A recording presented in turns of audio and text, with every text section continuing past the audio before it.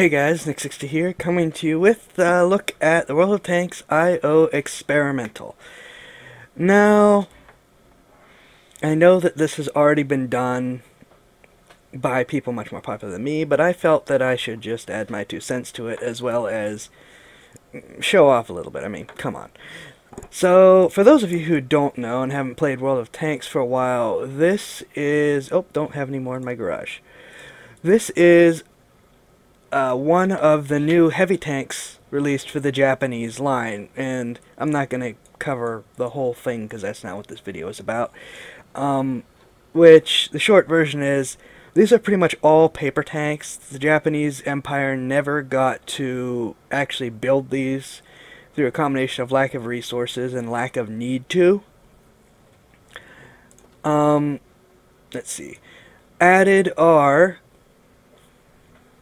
the Gochi-Ri medium tank, which is substandard at best. The Type 91, which is a royal pain. Oh, I do have a Gochi-Ri. I must have missed that. There we go. Which is Why do I still have this? I thought I sold it. Oh well. Which is substandard at best. It's not a pain, per se, but it's just an everyday medium tank. Tier 2. There's nothing fancy about it. Then its successor, the Type 91, which is a royal pain. The Type 95, which is iffy, but not near as bad. And then the OI Experimental, followed by the OI, the ONI, the OHO, the Type 4 Heavy, and the Type 5 Heavy. And up until the Experimental... Oops. Nope, I don't want to buy a new vehicle. Up until the Experimental, they really don't have great armor. Oh, by the way, these things huge. They really don't have great armor. And even this one's armor is okay. Though, while I've gotten to, I have not yet bought the OI, it has insane armor. However, it's all flat, so angle, angle, angle. Obviously, these things are huge. This thing could compete with a TOG. It does compete with a TOG, which we'll get to in a second, in terms of its sheer size, and it, as you can see, all flat angles and rivets. If this were a crude tank, I wouldn't go anywhere near it because rivets kill crew members. Now, these are clearly not designed very well in terms of engaging, well, other tanks from a practical standpoint. Because of the tiering system, they are much more... They are not near as bad, but yeah. However, from a Japanese standpoint of engaging swaths of infantry, these would actually have been pretty good. This tank's stock gun is a 120mm short-barreled gun, which we'll get to more of in a second. Which, firing high explosive, would ruin infantry's day. Combined with this smaller forward turret, which I'm estimating is a 37mm gun, which can fire independently of the main turret, this machine gun, and this machine gun, it can actually defend itself from a lot of directions simultaneously, plus of course poking guns out of the various doors stuck in the sides and turret. So, if this were to show up in a game like Battlefield or Call of Duty or Arma or whatever, it would actually be pretty fearsome in terms of something you don't want to go up against just because of its ability to engage multiple targets simultaneously, independently. So, just a little tidbit. And the other, that tends to be the trend for Japanese tanks. You can see gun, gun, gun. There's a little ball turret so it can actually aim. Gun, gun, gun. Well, that's a Renault. Gun, gun, gun. And the Type 91 and Type 95 each have multiple turrets. So, just a quick look at the overall design scheme of these that I noticed. But like I said, we're not here for that. We're here for this. And this is a monster. Not just in terms of size, but what it's capable of. As you can see, it's got a big gun. This is a 105mm gun on a tier 5 tank. 105mm. Long barreled 105mm. It has crap dispersion, slow aiming time, slow rate of fire, 300 damage, 130mm of penetration at tier 5. This is a monster of a vehicle. Well, gun. Combined with being 100 tons, it's a monster of a vehicle. We'll get to the speed and engine in a second. Armor-wise, it's iffy. Not really well angled, even at the side. At least you have this big slab of spaced armor here, which is still iffy. I mean, up here it's not spaced. Which is 75 in the, 75 everywhere in the turret. And 75 in the front, 70, at least you have spaced armor here. Which is okay. I still get penetrated a decent amount in this tank, so, but oh well. 26 traverse speed, bleh, whatever. 24 in the turrets, it's a heavy tank. As long as it's not in the teens, you should probably be happy. But this gun, its size and its engine are what, are what make this thing. As I said, it's 100 tons and it has this monster gun, which actually probably could be slower, but I'm happy it isn't. Combine that with a stock engine of 1,100 horsepower, and an upgraded engine adds another 100 horsepower onto it. That 40 kph top speed is not a paper speed. I can make that with the stock engine on flat ground. So it is fast for a heavy tank of any tier. So that is certainly something to consider. 100 tons, 40 kph, this thing rams and then it splats them, which is a good thing because that gun has issues at range. So yeah, monster vehicle. As a side bit of trivia, and something I'm going to ask some volunteers to help with for a future video, this thing, it can push a TOG. Now, yes, you normally see TOGs with all kinds of vehicles lined up behind them, trying to get them to go faster. They normally sit around 11, 12 kph on even ground. They have a top speed of 14 if they're falling off a cliff.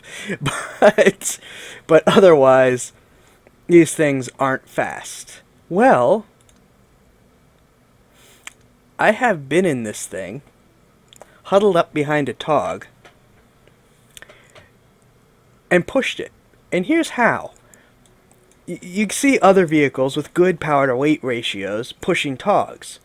The problem is, they have a good power to weight ratio for a very small tank. A TOG is not light. A TOG is an 85-ton vehicle.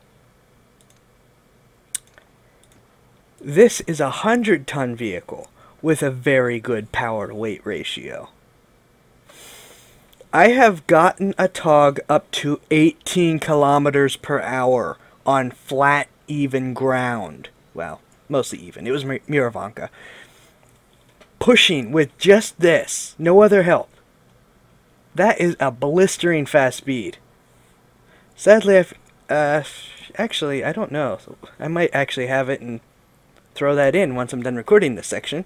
But in case I don't, I will make another video. I have pushed a TOG in this, so just a quick little before we get to the actual video and then the results. You can see 100% crew. Once I hit the heavy tanks, I just started transferring them up. You've got Commander with Mentor, Gunner with Snapshot, Driver with Smooth Ride, Situational Awareness, and Firefighting, and I'll explain that in a sec, for both the radio operators. Yep, radio operator? radio operator. And then a loader with firefighting. And the reason I stuck firefighting is this thing has relatively thin armor, and it takes hits to the ammo rack a lot. And in my first match ever in this, I took one hit and got set on fire. It hasn't been so bad since, so I don't know if that was just a fluke or whatever, but I keep firefighting on because this thing will suffer otherwise. We have large caliber gun rammer for this. I'm probably not going to put any more credits into permanent equipment since I have no gold to remove it, and the only thing I have left is the engine. I already researched the OI. I will eventually throw in those guns. It could stand to have ventilation and gun lane drive. Maybe wet ammo rack. Probably wet ammo rack instead of gun lane. Well, no. That's hard. Maybe that's actually really hard because vents improves everything. Rammer includes gun speed, which both this and the stock gun need. Yeah, the 120 is stock. And gun lane drive both take forever. Well, from what I can tell, any Japanese gun's gonna take forever to reload. So and aim. So hard to decide.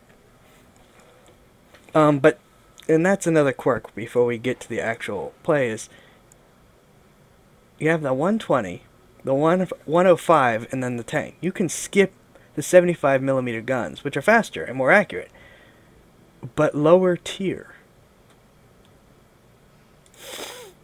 I don't know what's going on there. I mean, look at that. See? I have no idea what's going on there. Admittedly, they both do have significantly better penetration than the 12cm, and they're cheaper than the 105cm in terms of research, but it still seems like an odd thing. By the way, the gun's the first thing I got, obviously. As fun as the 12cm is, it is just so KV2-like, and I already have a KV2, so yeah, 8.5 second reload right now off of that. Tier 5, that's slow, but for what it does, it's worth it. So I think I have gone on enough. Let's actually see a match, shall we? So here we go. OI experimental tier 5 match on steps. And yes, this is as good a matchmaking as this tank is going to get. I'm not going to deny that, but hey, I'm showing the tank at its best right now.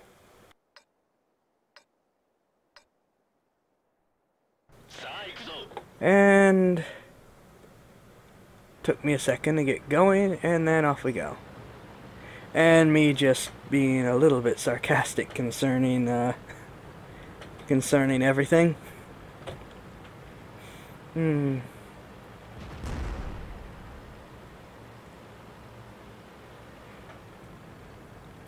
demonstrating the flak part of the flak bus.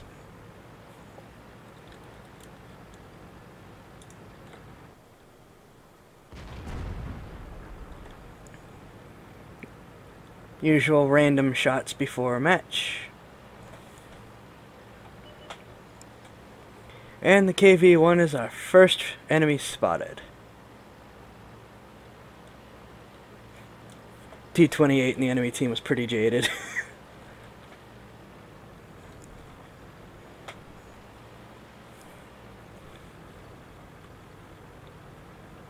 And I got really lucky here, because this match doesn't have artillery.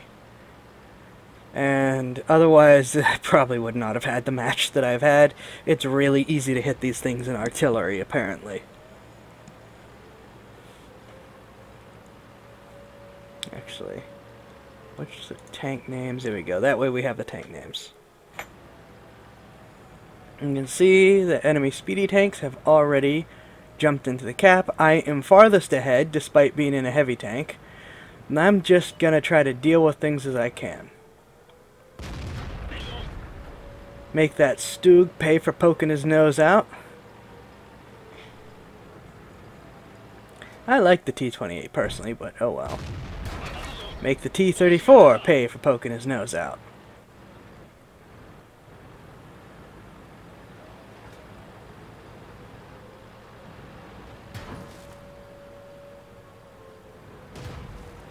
T1 Heavy has spotted our two cappers. So, there goes the Cruiser 4.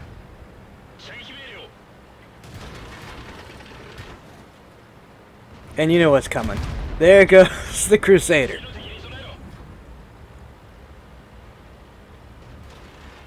I have lost my gunner, but just go ahead and get him back up. You need the gunner in this tank. Oh, do you need the gunner in this tank?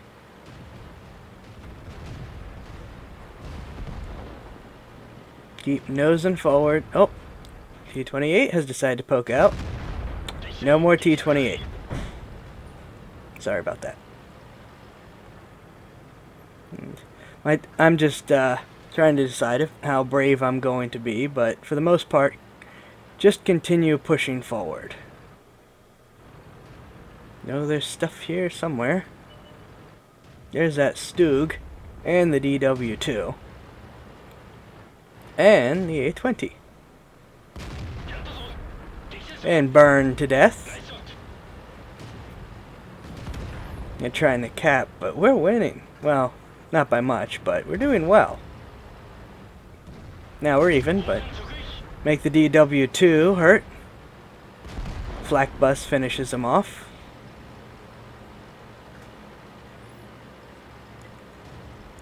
Enemy team discussing tanks. Despite the T-28's constant complaints, it's actually very civil for World of Tanks chat.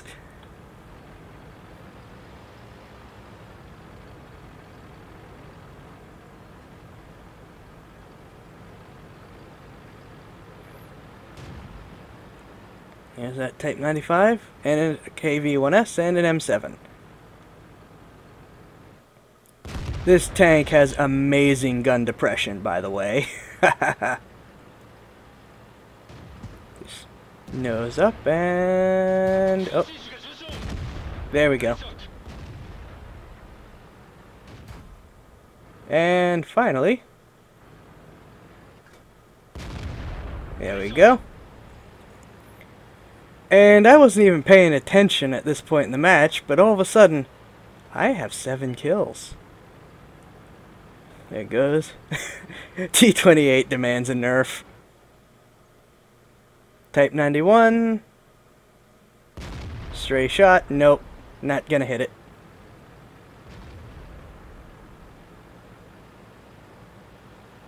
Not at that range. Not without being able to see what I'm shooting at. No, probably not at that range, period. This gun. Oh, this gun. Oh, Type 91 again. Let's see what half the range does. Nope. Damage the track on the Churchill. Start taking hits.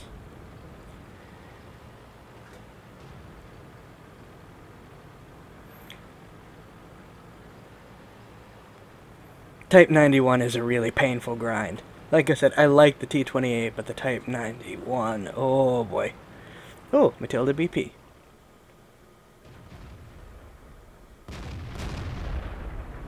Mine.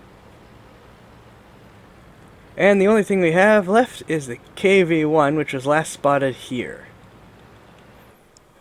So, put that high top speed to use.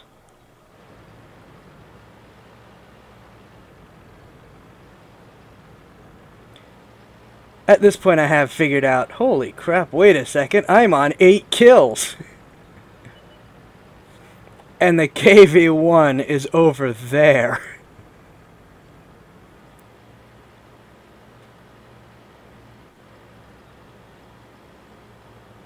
And I immediately start trying to make a beeline for the stealth KV-1, indeed. I was just like, what?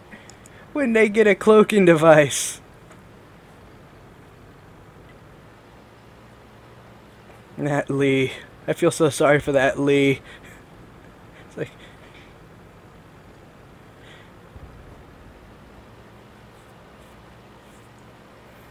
but yeah, here I get a little bit greedy, but that's partially because I forgot about what certain requirements are for certain metals. But yeah. I accidentally hit the rock. There we go. But my middle. And the flak toaster finishes him off. So yeah. Despite my insistence that it's not OP, yeah, I certainly am showing a match that contradicts me. But at the same time, take a good look at how things played out. It was a good 60% there not being artillery, because guaranteed, if artillery can find an OI anything, they're gonna shoot at it. And probably another 30% luck.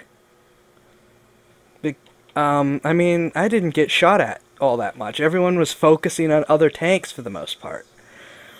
Guaranteed, if they had decided, oh wait, maybe we should kill him, I wouldn't have gotten 8 kills. No way. But yeah, let's head back to the garage and see how everything played out.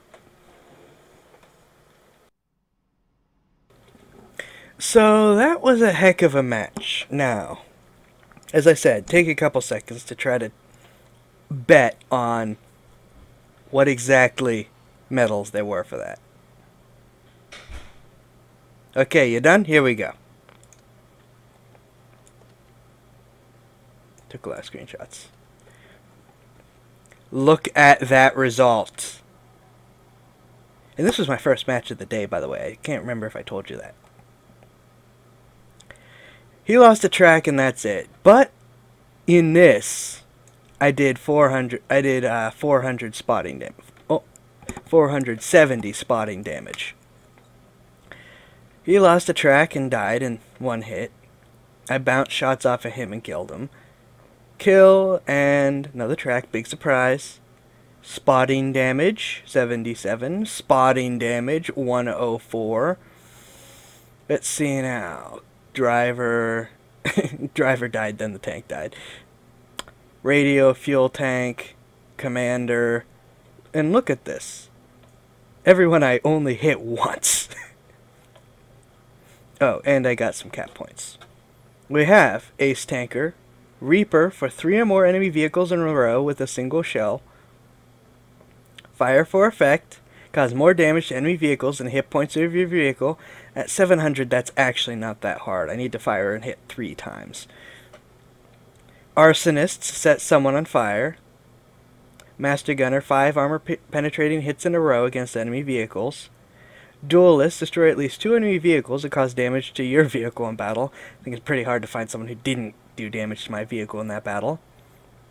Hand of God, survive and win the battle, having received damage from at least 4 different enemy vehicles.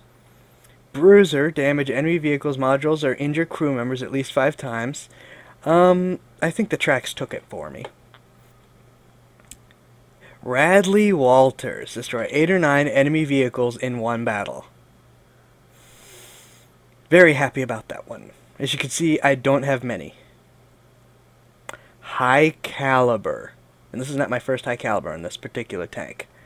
Must do at least 20% of total HP of enemy vehicles in damage, and exceed 1000 HP. And I can't hit any friendlies. Top Gun, destroy at least 6 enemy vehicles. This is also not the first one for this tank. And something I didn't even know existed. Nadin's medal.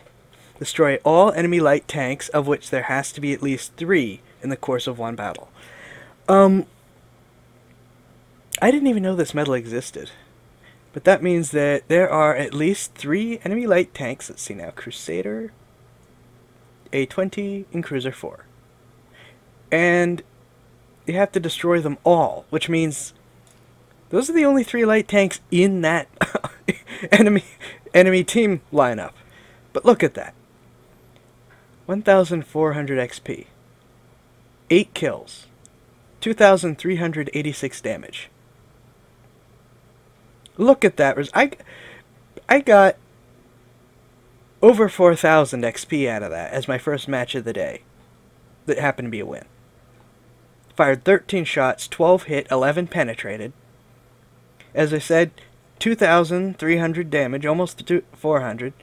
Took 6 hits, 4 went through, 2 bounced. My armor blocked the grand total of 125 damage. Spotted 5 vehicles. Spotted 5 vehicles. In that. Damaged 12. Killed 8. 650 spotting damage. In that. 20 base capture points. Defense points. Whatever. And move 2 clicks. It's just like, what? In this thing. And it didn't even feel that hard at the time. Yes, this is by far my best match in this tank, but the point still stands that, holy crap. If this was a crappy tank, I never would have been able to do that. I'm not good enough. I am simply not good enough. At all. So, yeah. That was a tier 5 match, of course. And yes, I'm not going to argue that this is a good tank at tier 5. And I'm not going to argue it's overpowered or a problem tank for a couple reasons. One, not every tier 5 match has been like that. Certainly not. Yes, I've had more good ones than bad ones in this tank, just personally, if not overall. But it's not overpowered because that gun likes to miss. I got really lucky. I don't know what was going on, but the RNG god was very on my side for that particular match. Normally isn't. It's an artillery magnet. You wouldn't believe how much fire gets focused down on me the second I appear, or sometimes it feels like when shouldn't be spotted. So I think that its power helps compensate for how often you're going to just die because everyone is shooting at you.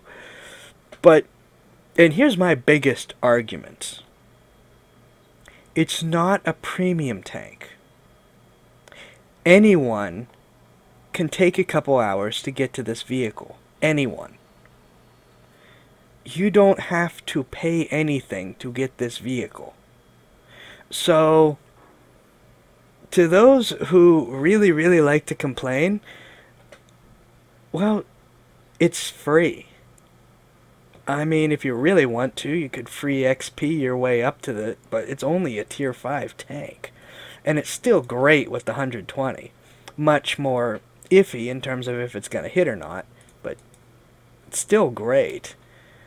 So, that is why I would argue that the OI Experimental is not overpowered even at top tier. Especially not as in tier 6 or 7 matches. Oh, no. Everyone can penetrate your armor from the front in a tier 6 or 7 match. Except for some of the worst tanks in the game. So, that would be my argument. However, I am aware of how wargaming works. So I'm researching this fully, and then I'm going to sit on it, play while I can, but I'm not going to sell it so that I get whatever 2 vehicles come out of it. So yeah, that has been a look at the OI Experimental. Thank you for your time. This is Nick60 signing off. I will see you guys later.